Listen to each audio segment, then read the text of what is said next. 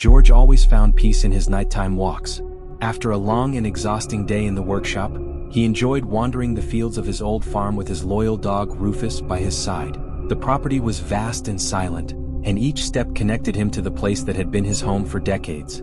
But that peace was lost after the death of Clara, his wife. The large, empty house that once vibrated with the laughter of his family had become a monument to grief. George remained there, stubborn, unable to abandon the place that held so many memories, both joyful and painful. Clara had been the heart of the family, an artist who found beauty in the simplest details. The attic of the house was her sanctuary, a space bathed in soft sunlight where she painted for hours. When Clara died, George locked the attic and swore never to enter it again. He didn't have the strength to face the remnants of her that still lingered in that space. His children, James and Linda, insisted that he sell the farm and move to the city, where they could take care of him. But George was proud and stubborn. The farm wasn't just land and wood to him, it was history, roots, and a piece of Clara he couldn't bear to leave behind. It all began on an autumn night. After walking the property with Rufus, George returned to the house and noticed something strange. The attic light was on. He knew he hadn't turned it on. He hadn't opened the attic in years. Convinced he was imagining things, he tried to ignore it. But curiosity and unease grew, and he eventually went upstairs to check. The attic was exactly as he remembered it.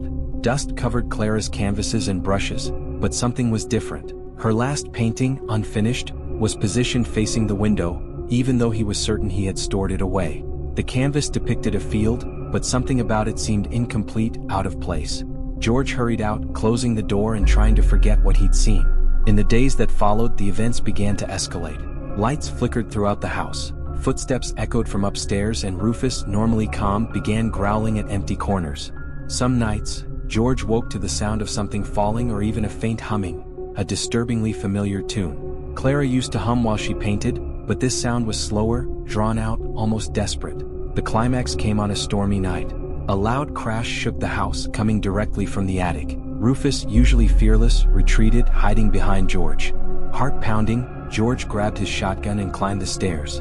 The attic door was open, something he knew wasn't possible since he had locked it the night before. When he entered, he saw Clara's painting again, but now it was different. The canvas showed George standing in the farm's field, with a shadowy figure just behind him. Every detail of the shadow was grotesque and unsettling. He heard a sound behind him, a faint scraping of feet. When he turned, he saw the woman. She was in the corner of the attic, partially hidden in the shadows. She was thin, with wet hair and dripping clothes, as if she had emerged from a river. Her head was tilted to the side, as though her neck was broken, and her eyes, or the voids where they should have been, were deep, dark abysses that seemed to consume all light around them. George shouted for her to leave, but the woman began to move slowly, each step deliberate and dragging. He fired the shotgun. The blast echoed, but when the smoke cleared, she was still there, motionless. Desperate, George fired again, but it seemed useless. The figure kept advancing, while a low, almost whispered laugh filled the air. Then the attic lights went out abruptly, plunging him into total darkness. When the lights returned, the woman was gone. George looked at the painting once more, and what he saw made his blood run cold. The shadowy figure now occupied his place, while his own silhouette appeared faded, as though it were being erased. He descended the stairs, clutching Rufus, and that same night decided he could no longer stay. The next morning, he packed a few belongings, loaded Rufus into the truck, and left the farm behind. A new beginning? George went to the city, to Linda's house. He didn't tell the full truth, only that the farm was no longer a place for him. Linda welcomed him with open arms, and James promised to help him sell the property. But deep down, George felt his connection to the farm wasn't over. A few weeks later, James called. He had gone to the farm to finalize the sale but found something inexplicable in the attic. Clara's painting had disappeared. In its place was a new canvas, completely blank except for a single figure in the center, George. Or something that resembled him, but fragmented, as though it was disintegrating. At Linda's house, George began to notice signs that the presence had not stayed on the farm. The scent of lavender, Clara's perfume, would fill the air without warning. Footsteps echoed from upstairs, even when he was alone. Rufus, who had always faithfully followed him, now growled at invisible shadows. George realized that whatever had been on the farm was not bound to the place. It was bound to him. And deep down, he knew the fight was only beginning. The truth revealed. Nights at Linda's house became as unsettling as those George had endured on the farm. The feeling of being watched never left him, and Rufus grew increasingly restless, growling at closed doors or staring intently at empty corners. Linda noticed her father's change but avoided pressing him when he insisted he was merely tired. George knew she wouldn't understand, and even if he wanted to, he wouldn't know how to explain it. One night, as Linda and her children slept, George woke to Rufus barking furiously. He got up, grabbed the shotgun that now never left his side, and went downstairs. When he entered the living room, he froze. The figure was there again. This time, it was inside the house, standing in the darkest corner of the room, almost blending into the shadows. "Why are you following me?" George shouted, his voice echoing through the silent house. The woman tilted her head as she had done in the attic, and began moving toward him. Her steps were slow but deliberate, as if savoring his torment. George aimed the shotgun, but his hands shook so violently that the weapon nearly slipped from his grasp. "Get out," he shouted again, but the figure continued to advance. Rufus lunged forward, barking and growling, but just as before, he suddenly stopped, retreating and whimpering as he hid behind George. The figure halted a few feet away from him, and for the first time, George heard her voice. It was low and drawn out, as if it came from a place far, far away. "You belong to me."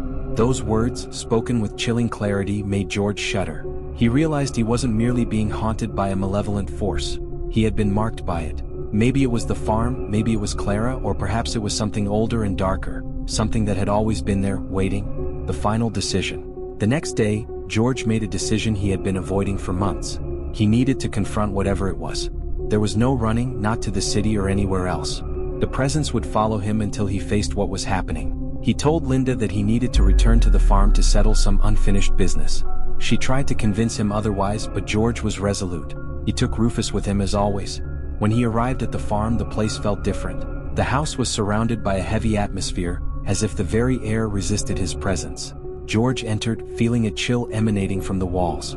He didn't turn on any lights. He knew exactly where he needed to go. With Rufus by his side, he climbed the stairs to the attic. The door was open, as if waiting for him. When he stepped inside, he saw the painting once again, now completely transformed. The shadowy figure dominated the entire canvas, its eyes, or the darkness where they should have been, seeming to stare directly at him. George felt a surge of courage mixed with desperation. He shouted at the figure, demanding answers. "Why are you here? What do you want from me?" The room seemed to vibrate, as if the entire house had come alive. The painting pulsed with a faint, eerie light, and the figure on the canvas began to move. Then the voice came again, louder and clearer this time. "You cannot run from what was left behind." In that moment, George understood. The presence wasn't just a malevolent spirit. It was the weight of everything he had avoided facing. The pain of losing Clara, the locked attic filled with her memories, and his own guilt for never allowing himself to move on. The figure was a manifestation of it all, a shadow of what he had repressed. The liberation. As George stood in the attic, surrounded by the shadows of his past and the oppressive presence of the dark figure, something inside him shifted. For weeks, he had been pursued by the manifestation of his fears, pain, and regrets. But in that moment, as he stared directly into the darkness, he realized the true terror didn't come from something external. It came from within. He had turned his pain into something monstrous, something that had grown over the years of solitude. The painting before him seemed to pulse, as if it were alive. The shadowy figure now occupied the center of the canvas, fully formed, its eyes of darkness fixed on his. Rufus stood beside him, but for the first time, neither growled nor trembled. The dog simply looked at George as if waiting for his decision. George took a deep breath and did something he had never done before. He let go of the shotgun, letting it fall to the floor with a dry thud. He took a step forward, facing the painting directly. "I accept you," he said, his voice steady but filled with emotion. "I accept what I've lost. I accept what I've done wrong. I accept who I am." The response didn't come in words but in the space around him.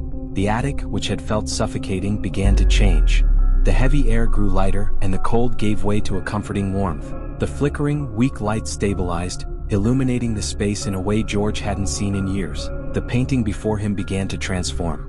The shadowy figure lost its form, dissolving like paint dripping down the canvas.